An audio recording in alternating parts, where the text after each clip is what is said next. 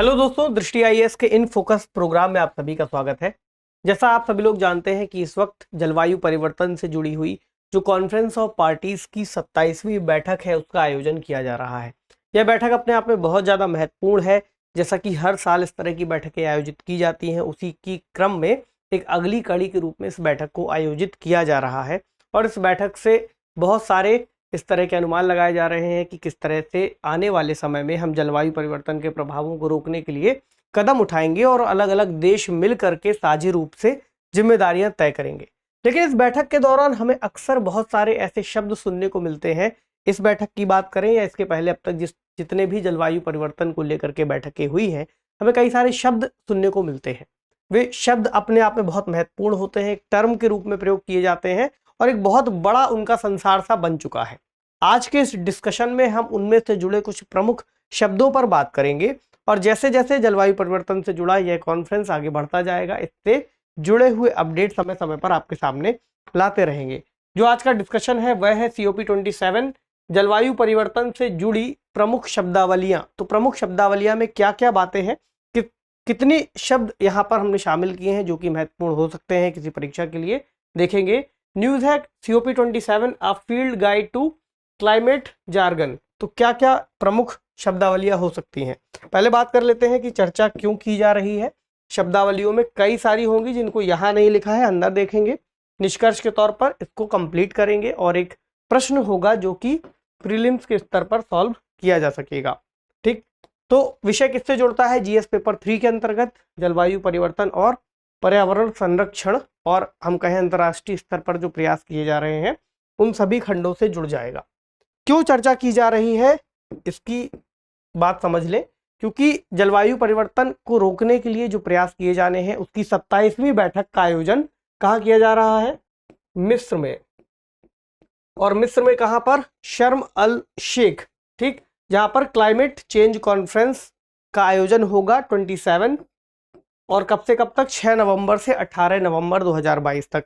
इस दौरान क्या होगा? एक नए वैश्विक जलवायु समझौते के नियम तय करने के लिए जो भी सदस्य हैं, जो भी देश इसमें शामिल हैं, उनके प्रतिनिधि इसमें मौजूद रहेंगे। तो शब्दावलियां कौन कौन सी आज हम डिस्कस करेंगे। जैसे कि पहली शब्दावली यही हो गई कि COP27 आखिरकार क्या है, COP27 इसको कहते हैं।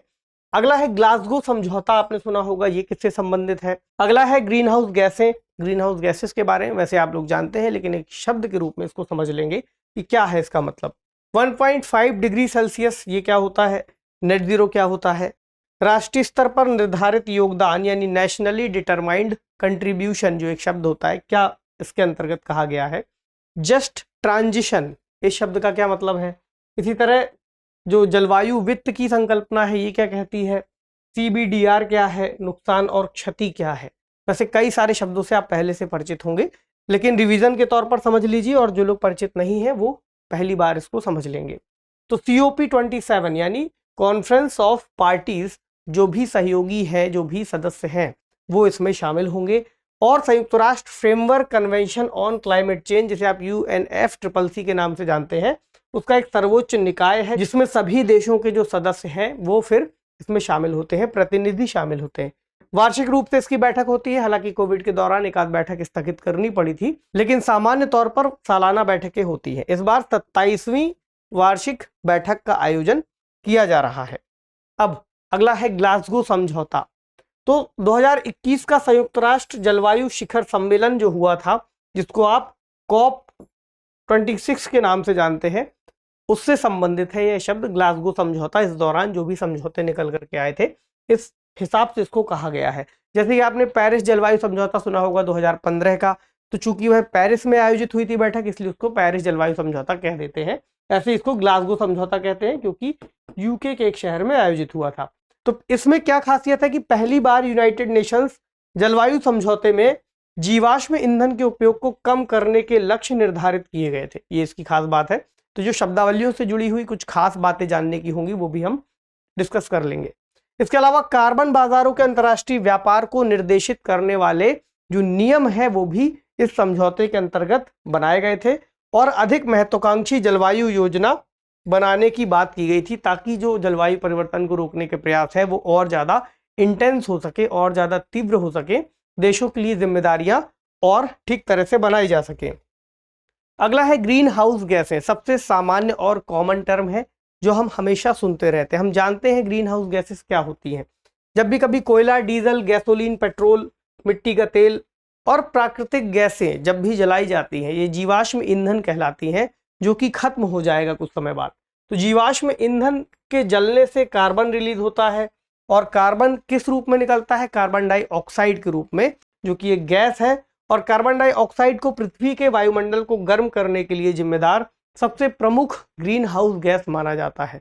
ठीक, इसके अलावा और भी कई सारी गैसेस हैं जो इसके लिए जिम्मेदार है, लेकिन प्रमुख रूप से हम CO2 को जिम्मेदार मानते हैं। जैसे अगली कौन सी हो सकती है? मीथेन। और अन्य गैसें मीथेन जैसे गायों और कचरे के ढेर से उत्पन्न होती है। हालांकि CO2 की तुलना में बहुत अधिक शक्तिशाली है, लेकिन वातावरण में इतनी ज्यादा मात्रा में मौजूद नहीं है। अगर हम इनका सांद्रण देखें और इनकी इंटेंसिटी को समझे तब हमें एक आइडिया लग जाएगा। जहां कार्बन डाइऑक्साइड अगर 1 गुना शक्तिशाली है, उसकी तुलना में अगर आप बाकी गैसों को देखेंगे तो मीथेन इससे 25 गुना ज्यादा शक्तिशाली है। और नाइट्रस ऑक्साइड को देखेंगे तो 300 गुना। वहीं पर जो फ्लोरिनेटेड गैसें हैं वो 1000 से 10,000 गुना ज्यादा शक्तिशाली है। कौन सी गैसें हैं? जो आपके AC या फिर रेफ्रिजरेटर से निकलती हैं सामान्य तौर पर। इसलिए कहा जाता है कि AC या फिर रेफ्रिजरेटर जैसे इक्विपमेंट्स का उपयोग करना ग्लोबल वार्मिंग को बढ़ाने की दिशा में बहुत ज़्यादा प्रभाव डाल रहा है। इसी तरह अगर आप इनका कंसंट्रेशन देखें कि कितना है, तो लगभग कार्बन डाइऑक्साइड का योगदान यहाँ पर 76% है ग्लोबल वार्मिंग के अंतर्गत, जो कि मानव द्वारा उत्सर्जित है। मीथेन 16%, नाइट्रस ऑक्साइड 6%, फिर 2% फ्लोरिनेटेड गैसेज आती हैं। अगला शब्द कौन सा है? 1.5 डिग्री। ये आया है पेरिस समझौते के अंतर्गत। पेरिस समझौते में क्या कहा गया है कि सदी के अंत तक जो तापमान में वृद्धि है उसको हमें 2 डिग्री सेल्सियस तक सीमित रखना है 2100 तक। ठीक, तो जो तापमान वृद्धि हो रही है वैसे तो होती रहेगी, लेकिन हम प्रयास करेंगे, यानी हम यानी कौन? सभी देश मिलकर के प्रयास करेंगे कि इस वृद्धि को हम 2 डिग्री सेल्सियस तक सीमित कर दें। इसके बाद कहा गया कि 2 डिग्री सेल्सियस तो ठीक है, लेकिन सामूहिक रूप से हम ग्रीन हाउस गैसों के उत्सर्जन को कम करेंगे और परस्यू एफर्ट, यानी ये प्रयास और कर लेंगे कि इसकी जो वृद्धि हम 1.5 डिग्री सेल्सियस तक सीमित कर दें, या यानी कि 1.5 डिग्री सेल्सियस से नीचे कर दें, जो उत्सर्जन है इतना कम रहे।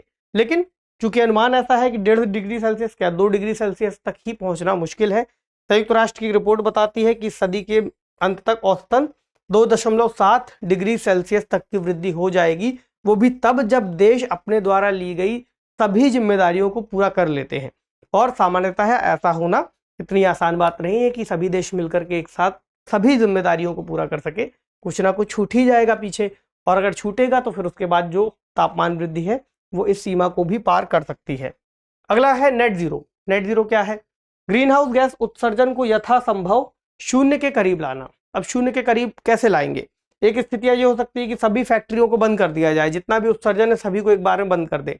ऐसा करने से आर्थिक गतिविधियां बाधित होंगी, तो किसी भी देश के अंतर्गत जो उत्सर्जन है वो कहीं ना कहीं एक मजबूरी से भी हो रहा है कि हमें कोयला जलाना है क्योंकि हमें विद्युत की आपूर्ति करनी है, हमें गैसेस का उत्सर्जन उससे होगा ही होगा।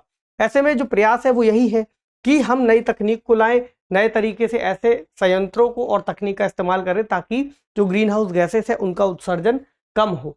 लेकिन एक तरीका है नेट जीरो का, जो कहा गया है नेट जीरो का मतलब कि उत्सर्जन को तो हम करेंगे ही करेंगे, लेकिन जो उत्सर्जन हुआ है उसको हम एब्जॉर्ब कर लेंगे, यानी कि जितना उत्सर्जन हुआ उतना ही अवशोषण कर लिया जाए। किस तरह से? महासागरों और जंगलों के द्वारा वातावरण से जो शेष उत्सर्जन है, जो शेष गैसेस हैं, उनको हम एब्जॉर्ब कर ले ताकि जो ऊपर वातावरण में हमको दिखाई दे वो जीरो एमिशन दिखाई दे। पहली बात तो कम कर दिया, और जितना हुआ उसको हमने फिर एब्जॉर्ब करा लिया। तो 1.5 डिग्री सेल्सियस तक तापमान को रखने के लिए जो लक्ष्य थे वो लगभग ये थे कि उत्सर्जन को 2030 तक 45% तक कम कर दिया जाए और 2050 तक नेट जीरो कर दिया जाए। हालांकि अगर आप अलग अलग देशों के लक्ष्य देखेंगे तो अलग अलग देशों ने नेट जीरो के लक्ष्यों को अलग अलग स्तर पर तय किया है। अगला है राष्ट्रीय स्तर पर निर्धारित योगदान, यानी NDC, नेशनली डिटरमाइंड कंट्रीब्यूशन। तो देशों के द्वारा उत्सर्जन को कम करने के लिए जो प्रतिज्ञाएं ली गई हैं ये उसके बारे में बात करता है। तो 2020 के बाद से जलवायु परिवर्तन के अनुकूल जो भी हम कदम उठाएंगे 2020 के बाद से उठाएंगे, और ये प्रतिज्ञा जो भी की जाएंगी देशों के द्वारा, एनडीसी अपनाया जाएगा, ये उन्हें हर 5 साल बाद अपडेट करना होगा। तो अभी हाल ही में इसको कब अपडेट किया गया? ग्लासगो में इनको अपडेट किया गया और 5 साल के लिए, अगले 5 साल के लिए विस्तारित किया गया कि अब हम इस तरह के लक्ष्यों को तय करते हैं। अगला है जस्ट ट्रांजिशन। इसका मतलब क्या हुआ कि लो कार्बन अर्थव्यवस्था में बदलना। जैसे जो भी बड़ी बड़ी अर्थव्यवस्थाएं हैं जो बहुत ज़्यादा उत्सर्जन कर रही हैं, चीन की हो सकती है, ब्राज़ील की हो सकती है, तो एक कोशिश ये है कि हम लो कार्बन अर्थव्यवस्था में बदलाव लाएं और जीवाश्म ईंधन का जो उपयोग होता है उसके लिए सामाजिक और आर्थिक रूप से ऐसी चीज़ों को अपनाएं ताकि इनका उत्सर्जन कम से कम हो सके और जीवाश्म ईंधन का कम से कम उपयोग किया जा सके। इसके अलावा श्रमिक समुदाय और उपभोक्ताओं के लिए भी जो भी लाभ हैं उनको अधिकतम किया जा सके। इस तरीके का एक ढांचा जिसको हम कहते हैं एसडीजी में भी इस तरह की चीज़ें शामिल करते हैं, सस्टेनेबल डेवलपमेंट गोल, जहां पर सतत रूप से चीज़ों का उपयोग करते हुए विकास को आगे बढ़ाना होता है। अगला है जलवायु वित्त, यानी एक तरीके से कहें क्लाइमेट फंड। तो क्या है, अमीर देशों द्वारा 2009 में इसको अपनाया गया। एक तरह का प्रॉमिस था जहां पर कहा गया था कि 2020 तक प्रत्येक साल यानी हर वर्ष $100 बिलियन का योगदान दिया जाएगा। सभी अमीर देश मिल करके फिर इस राशि को देंगे, जिससे जो गरीब देश हैं वो अपनी अर्थव्यवस्थाओं को अनुकूलित कर सके। अनुकूलित किस तरह से? अभी हमने चर्चा की कोयला जलाने को लेकर के, या फिर अन्य तरह के जो भी उत्सर्जन होते हैं इनको रोकने के लिए जब देशों के पास फंड होगा और तकनीक होगी तभी फिर वो इस तरह की प्रक्रियाओं को अपना पाएंगे, इस तरह के संयंत्रों को लगा पाएंगे जिससे उत्सर्जन कम हो सके। तो ऐसे देश जिन्होंने पहले ही इस तरह का उत्सर्जन बहुत ज़्यादा कर दिया है, या फिर वो अमीर देश है जो कि पैसा दे सकते हैं, क्योंकि मान लीजिए जलवायु परिवर्तन के जो नुकसान होंगे वो अमीर और गरीब देख करके नहीं आएंगे, वो पूरी पृथ्वी के लिए आएंगे। हालांकि उनसे लड़ने के लिए जो देशों की स्थितियां हैं वहां पर आपको अंतर दिखाई देगा। जो अमीर देश है उनके पास ऐसी तकनीक है, ऐसे संसाधन है, इतना फंड है कि वो चीज़ों से बच सकते हैं, चीज़ों को ठीक कर सकते हैं, अपने अनुकूल ढाल सकते हैं। लेकिन ऐसे देश जो बहुत ज़्यादा गरीब हैं, तटों के नज़दीक है, वहाँ पर सबसे ज़्यादा खतरा और नुकसान है। तो ऐसा कहा गया है कि जो अमीर देश है ये इनको फंड उपलब्ध कराए ताकि ये अपनी स्थितियों को सुधार सकें और बढ़ते समुद्र, तूफान और सूखे के प्रभाव को कम कर सकें। तो 2015 में इस लक्ष्य को 2025 तक बढ़ाने के लिए देश सहमत हुए थे। हालांकि लक्ष्य अभी पूरे नहीं हुए हैं।